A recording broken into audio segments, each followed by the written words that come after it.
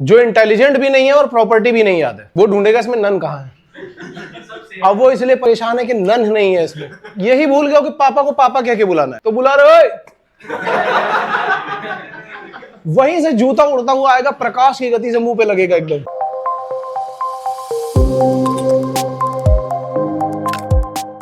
तो अभी antonym synonym start कर लेते हैं यार। बेसिकली ये वही वोकैबुलरी वाला ही पार्ट है, इससे बहुत क्वेश्चन पूछे जा रहे हैं पिछले 2-3 साल से, तो ये तो जितना ज्यादा आप याद कर लोगे उतना ज्यादा अच्छा रहेगा। हाँ हाँ, कितने क्वेश्चन आए थे इस बार यार? 10 क्वेश्चन तो थे कम से कम एंटोनिम। हाँ 10 कम से कम बोल रहा हूँ, 10 मुझे लग रहा है 10 एंटोनिम के थे और 10 सिनोनिम के थे। एक बार मैं चेक करूंगा, 40 में से 20 कुछ वन वर्ड सब्स्टिट्यूशन के थे, बाकी ग्रामर के थे। और ग्रामर में भी वही के कौन सा वर्ब यूज होगा। एक्चुअल में क्या है कि बहुत बड़ा सिलेबस तो है ही नहीं इंग्लिश का। Antonym synonym one word substitution, ठीक है। ग्रामर में भी कई बार वो पूछ लेता प्रेपोजिशन आर्टिकल, ये सब चीजें पूछ लेता, नहीं तो नाउन प्रोनाउन वाली चीजें पूछ लेगा, इससे ज्यादा कुछ नहीं पूछता। एक्टिव पैसिव पूछ लेता है, वो भी कभी कभी पूछता है। अब लास्ट ईयर पूछे थे एक्टिव पैसिव, 6 या 7 एक्टिव पैसिव भी थे। तो मेरा तो कहना ये है कि भाई जितनी चीजें अपन यहाँ पे पढ़ रहे हैं ना, ये मैं ये बोलूंगा कि एंटोनिम सिनोनिम इसलिए भी इंपॉर्टेंट है क्योंकि आपका स्पोकन इंग्लिश इसके बिना ठीक नहीं हो सकता। जितना अच्छा मीनिंग आपको पता होगा उतनी जल्दी आप ग्रो करोगे। बहुत लोगों को लगता है कि डे 1 पे ही पूरा एंटोनिम सिनोनिम याद हो जाए, वैसा होता नहीं है। उसके लिए आपको क्या करना पड़ता है? उसके लिए आपको कंसिस्टेंट रिवीजन करते रहना पड़ता है। एक्चुअली क्या था कि पहले मेरा मन था कि मैं तुम्हारा सुपर लर्निंग का भी एक सेशन करवाऊं, लेकिन पिछला जो सेशन हमने किया ट्यूसडे वाला, उसी में ही आधी जनता सो गई थी। और आधे तो इसलिए बैठे थे क्योंकि उनको बैठना था, मजबूरी थी। अगर मैं उनको बोल देता कि जाओ आराम से सो जाओ, तो आधे भाग जाते वहां से। क्या थैंक यू सर, फ्यूचर क्या तेल लेना, अपन तो सोएगा। तो फिर इसीलिए मैंने वो सेशन वहीं रोक दिया था। अब देखेंगे, अब नेक्स्ट टाइम देखेंगे कि मतलब नेक्स्ट वीक में देखेंगे कराने के लिए। क्योंकि होता क्या यार कि मुझे वो सेशन प्रिपेयर करने में लगते हैं 3-4 दिन। 3-4 बुक्स पढ़नी पड़ती हैं, फिर वो वाली टेक्निक ढूंढनी पड़ती है जो बच्चों के हिसाब से काम करें, फिर वो वाले जो इन बच्चों के हिसाब से काम करें। बच्चों में भी तो देखो स्पेसिफिक बच्चे हैं, ये वाले बच्चों के हिसाब से काम करें। फिर मैं वो लेकर के आता है स्पेशल चाइल्ड्स स्पेशल यहां लेकर के आता हूं, लोग सो जाते हैं। मैं बता रहा हूं कि भाई तुम्हारी प्रॉब्लम का ये सोल्यूशन है, वो लोग सो रहे हैं। ठीक है, बताते रहो सोल्यूशन। तुम बताते रहो सोल्यूशन, हमारी प्रॉब्लम ही नहीं, हम तो सो रहे हैं। चलो इधर आ जाओ। अब यहां पे आ जाते हैं यार। जो भी चीजें बताऊंगा ध्यान से सुनते समझते जाना, ठीक है। और इवन मैं लिखने का भी टाइम दे दूंगा ताकि तुम इसको लिखते जाओ, क्योंकि मैं जो सुपर लर्निंग में बताने वाला हूं ना, उसमें एक बहुत इंपॉर्टेंट चीज है। इंपॉर्टेंट चीज क्या है? अगर आप चीजों को पढ़ने के बाद लिख लेते हो तो वैसे ही बहुत कुछ याद हो जाता है। और उसके बाद एक रिवीजन का पैटर्न काम करता है। रिवीजन का पैटर्न क्या है कि जो आपने आज पढ़ लिया उसको आज ही रिवाइज कर लो पहली बार, फिर उसके बाद दूसरी बार कल या परसों में रिवाइज कर लो, और तीसरा वीकेंड पे रिवाइज करो, चौथा मंथ एंड पे रिवाइज करो, और पांचवा 2 महीने के बाद। हालांकि 2 महीने तक का तो टाइम भी नहीं है अपने पास, तो हम 4 ही लेकर के चल रहे हैं। लेकिन अगर हम इतना भी रिवाइज कर लेते हैं तो उसको मतलब तुम चाहो तो इसका कर्व देख सकते हो। अगर मैं तुम्हें नेक्स्ट वीक में वो सेशन कराऊंगा तो मैं तुम्हें उसका कर्व दिखाऊंगा कि चीजें याद कैसे होती हैं और चीजें हम भूल क्यों जाते हैं। तो उसका एक प्रॉपर कर्व होता है। जैसे सपोज करो मैंने आज तुम्हें ये 10 चीजें पढ़ा दी, 6-10 पढ़ा दिए, तुमने 10 पढ़ लिए, उसके बाद तुमने लिख लिए क्लास में ही, ठीक है। अगर आपने इसको क्लास में ही लिख लिया तो आप ये समझ लो कि ये 50% तो आपकी मेमोरी में आ गया है। अब जब शाम को आप रिवाइज करोगे तो 15% और बढ़ जाएगा, मतलब 65% आपकी मेमोरी में आ गया, ठीक है। 2 दिन के बाद रिवाइज करोगे 75% आ जाएगा।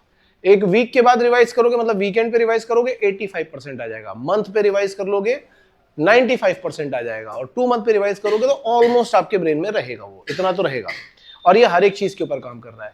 बट भूलने का कर्व भी ऐसे ही काम करता है कि अभी सब लिख लिया, सब कुछ कर लिया, 50% आ गया, शाम को रिवाइज नहीं किया, 35% हो जाएगा। फिर 2 दिन बाद नहीं देखा 25% हो जाएगा, फिर उसके बाद नहीं देखा, वीकेंड पे भी नहीं देखा तो 15% हो जाएगा, महीने के बाद भी नहीं देखा तो 5%। फिर जब वो एग्जाम में आएगा तो तुम क्या बोलोगे, अरे भाई सर ने कराया था, ये याद है मुझे, सर ने कराया था और उस टाइम पे ये लड़का ये भी बोल रहा था और फिर सर ने ये भी बोला था, बट अभी नहीं याद आ रहा है।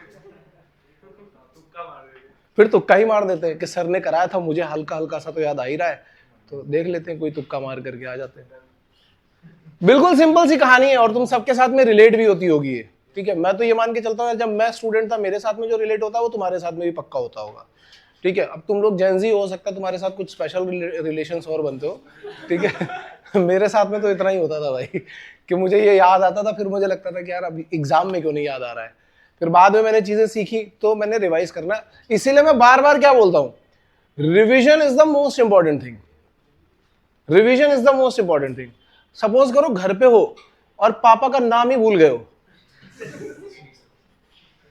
यही भूल गए हो कि पापा को पापा कह के बुलाना है, तो बुला रहे हो, वहीं से जूता उड़ता हुआ आएगा प्रकाश की गति से मुंह पे लगेगा एकदम, घर के बाहर, जहाज से बाहर। तो इसलिए ये याद रखना बहुत जरूरी है कि ये जो व्यक्ति मेरे सामने खड़ा है इसके और मेरे बीच का रिलेशन क्या है और मैं इनको क्या बुलाऊं। हाँ, ए बाप बुला करके देखो बेटा, फिर पता लगेगा। तो बहुत लोग मेरे पास आते हैं ऐसे कहने के लिए कि सर मैं पता है इंटरव्यू के क्वेश्चन याद कर रहा हूँ, याद नहीं हो रहे हैं, सर मैं वन वर्ड सब्स्टिट्यूशन याद कर रहा हूँ, याद नहीं हो रहे हैं, अच्छा मैं ये एंटोनिम सिनोनिम याद कर रहा हूँ, याद नहीं हो रहे हैं। तो मैं पूछता हूँ कि क्यों, पता नहीं सर। एक तो आंसर उनका ये होता, पता नहीं सर। तो मैंने कहा अच्छा मेमोरी में कुछ प्रॉब्लम है सर, हो सकता है, पता नहीं सर। तो मैं कहता हूँ अच्छा ठीक है, तेरा नाम क्या है, तो अपना नाम बताएगा, मम्मी का नाम क्या है बताएगा, पापा का नाम क्या है वो भी पता है, भाई बहन है हाँ उनका नाम क्या है वो भी पता है, अच्छा घर का एड्रेस वो भी याद है पूरा, दोस्त है हाँ है, उनका नाम क्या है ये वो भी याद है, उनका घर का पता हाँ वो भी याद है, फोन नंबर पता तुझे 10 डिजिट का अपना, हाँ सर वो भी याद है। तो मैंने कहा फिर तेरी मेमोरी खराब कैसे हो रही है, याद तो तुझे सब है। तो क्या पता नहीं सर, भाई क्योंकि तुम पता ही नहीं करना चाहते, इसके लिए तुम्हें कुछ पता ही नहीं है, पता करो तो सब पता चल जाएगा। ये इतनी बेसिक चीज है, इतनी बेसिक लाइफ है। आप ऐसा सोच करके देखो, क्या आपने कभी पापा का नाम नोटबुक पे लिख करके याद किया कि मेरे पापा का नाम डैश डैश डैश है? तो या तो गजनी हो कि टैटो बनाते घूम रहे हो इधर से उधर, वो तो करने की जरूरत भी नहीं है, नॉर्मल चीजें हैं। तुम अगर थोड़ा सा भी ध्यान दोगे ना, थोड़ा सा भी ध्यान दोगे, तुम्हारे घर पे अगर कोई कैलेंडर भी टंगा है या कोई पेंटिंग लगी हुई, उस पर कोई एक कोट लिखा है, तो उसको रट्टा मारने की जरूरत नहीं पड़ती, वो ऐसे देखते ही देखते याद हो जाता है। तो रूल बहुत सिंपल सा है। रूल सिंपल सा क्या है कि आपको रिवाइज करना है, दैट इज इट, सिर्फ रिवाइज करना है। और एग्जाम में सोच के देखो, जब आप पेपर लिखने जा रहे हो, 2 सिनेरियो दूंगा। एक सिनेरियो क्या है, आपके सामने क्वेश्चन आया, सेम मैथमेटिक्स और इंग्लिश तो खैर, जैसे इंग्लिश में ये वर्ड आ गया अबैश, अब अबैश याद है तो फिर मजा है। और अगर अबैश याद नहीं है तो बोल दोगे सर कैट का क्वेश्चन आ गया था, कैट का हमारे लेवल का नहीं था, बहुत डिफिकल्ट पेपर आया था, कैट का क्वेश्चन आ गया था, ठीक है। अब मैथमेटिक्स में चलो, अब मैथमेटिक्स में कैलकुलेशन करनी है, 50 क्वेश्चन आते हैं मैक्सिमम, तो फॉर्मूला बेस होते हैं। अब वो आ रहा है प्रॉपर्टी नंबर 5 का definite integration, -π/2 to +π/2 sin power 7x dx। अब लोग पता है क्या बोलेंगे, sir sin power 7 JEE advance का क्वेश्चन था सर। और जबकि ये प्रॉपर्टी बहुत सिंपल सी है, अगर किसी को पता होगा, ऑड इवन फंक्शन की प्रॉपर्टी है। अगर प्रॉपर्टी याद है तो इसकी वैल्यू 0 है direct, odd function value 0, even function तब 2 टाइम्स 0 टू π/2 हो जाता है, ठीक है। प्रॉपर्टी याद है भाई, इधर सुन ले, तू यहीं बैठ करके बकवास कर रहा है। तो प्रॉपर्टी याद है तो वहीं के वहीं क्वेश्चन खत्म। तो पहला सिनेरियो समझना, एक बच्चा जिसको सारी प्रॉपर्टीज याद है और क्लास के कराए हुए सारे क्वेश्चन याद है, उसने जैसे देखा उसने कहा कि ये तो क्लास में किया था, प्रॉपर्टी नंबर 5 आंसर 0, चेक किया, टिक किया, आगे। वही दूसरा वाला इंटेलिजेंट बच्चा है बट प्रॉपर्टी याद नहीं है, अब वो sin पावर 7x देख रहा है, फिर उसको ब्रेक कर रहा है, फिर सोच रहा है अब इसमें क्या करें क्या नहीं करें, ठीक है। और फिर उसके बाद वो देख रहा -π/2 से +π/2, कोई प्रॉपर्टी तो थी लेकिन समझ नहीं आ रहा है क्या करें। आराम से 1-2 मिनट लगाएगा। क्यों? क्योंकि इंटेलिजेंट है, थोड़ी होप तो रहती है ना कि मैं कर पाऊंगा। फिर 2 मिनट 3 मिनट लगाने के बाद कहेगा छोड़ यार, दूसरे वाले क्वेश्चन पे चलते हैं, सॉल्व ही नहीं हो रहा। तीसरा बच्चा जो इंटेलिजेंट भी नहीं है और प्रॉपर्टी भी नहीं याद है, नन, वो ढूंढेगा इसमें नन कहाँ है। अब वो इसलिए परेशान है कि नन नहीं है इसमें, आंसर में नन ऑफ दीज नहीं दिखाई पड़ रहा है। समझ में? अब खुद सोच के देखो 3 सिनेरियो में से बेस्ट सिनेरियो कौन सा है, किससे आ रहा है ये? फॉर्मूला रिवाइज कर लो, दैट इज इट। तुम्हारे में जेई का क्वेश्चन नहीं आता, मैं बार बार बोल रहा हूं, तुम्हारे में केवल फॉर्मूला बेस्ड क्वेश्चन आता है। अब कई लोग लगे पड़े हैं, क्या कर रहे हो जी? सर जी प्रैक्टिस कर रहे हैं, बहुत प्रैक्टिस। मेरे पास कल परसों ही आए थे, मतलब हर दिन 2-3 आ जाते हैं कि सर हमें प्रैक्टिस करने का ना टाइम नहीं मिल पा रहा, सर हमें ना सेल्फ स्टडी का टाइम नहीं मिल पा रहा है। पूरा दिन तो खाली पड़ा है, केवल तुम्हारा बैच एक छोड़ दो, बाकी सबके पास तो पूरा दिन खाली पड़ा हुआ है। हम केवल यहाँ पे प्रैक्टिस ही कराते हैं, तुम बाकी टाइम पे रिवाइज करो। अब वो आते हैं कि सर वो मुझे ना प्रैक्टिस करने का टाइम नहीं मिल पा रहा है। तो मैंने कहा अच्छा, तो क्या प्रैक्टिस करो? Sir ITS। मैंने कहा ठीक है, tan inverse x minus tan inverse y का फॉर्मूला बताओ। है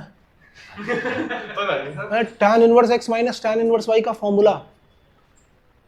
अब खड़े मुंह खोल करके क्या प्रैक्टिस करोगे? मान लो चलो तुमने कर दी प्रैक्टिस 1 घंटे, तो तुमने फॉर्मूला नोटबुक में देखा, उसको देख करके यूज कर लिया, और कल तुम फिर भूल गए हो।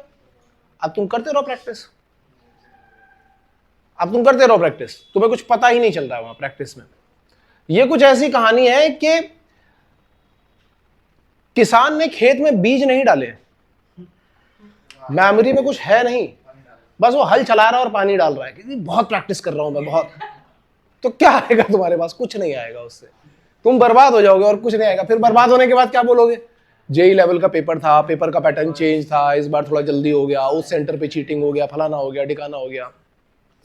बिल्कुल सिंपल सा रूल है यार, अगर किसी को सिलेक्ट होना है तो आप क्या कर सकते हो? सिंपल, जो क्लास में पढ़ाया जा रहा है उसको रिवाइज करो, रिवीजन का प्लान करो, और टाइम बच रहा है तो आप प्रैक्टिस करो। मैं प्रैक्टिस करने को मना नहीं कर रहा हूं, पर 40 क्वेश्चन बिना प्रैक्टिस के मिल रहे हैं यार, 20 क्वेश्चन केमिस्ट्री के बिना प्रैक्टिस के मिल रहे हैं, 60 तो यही हो गए। और उसके बाद फिजिक्स में तुम्हें कम से कम 25 से 30 क्वेश्चन फॉर्मूला बेस मिल रहे हैं, और मैथ में आराम से 20-25 तो मतलब कहीं गए ही नहीं है, ऐसे है। अब तुम मुझे ये बताओ, मैं तुम्हें बोल रहा हूं 200 क्वेश्चन करना ही नहीं है, करो आराम से 100 क्वेश्चन जाकर के। पर जनता क्या कर रही है? एक तो उनको पूरे 200 करने हैं, फुल 200, और 200 करने के चक्कर में कहते हैं अरे 200 हो नहीं पा रहे। अरे तुम ये सोचो 100 ही करने हैं, और सही करने, और वो भी आसान वाले, डिफिकल्ट वाले छूने भी नहीं है। सही करने 100, वो भी आसान वाले, और डिफिकल्ट वाले छूने भी नहीं है। अब ढूंढते जाओ, तुम्हें आराम से मिल जाएंगे, बहुत आराम से मिल जाएंगे। तो स्ट्रैटेजी बहुत इंपॉर्टेंट है यार, मैं बार बार बोल रहा हूँ। जो स्ट्रैटेजी नहीं फॉलो कर रहा है, कई बार ऐसा होता है कि मैं स्ट्रैटेजी बता रहा हूँ, लोग सो रहे हैं, तो सो आराम से।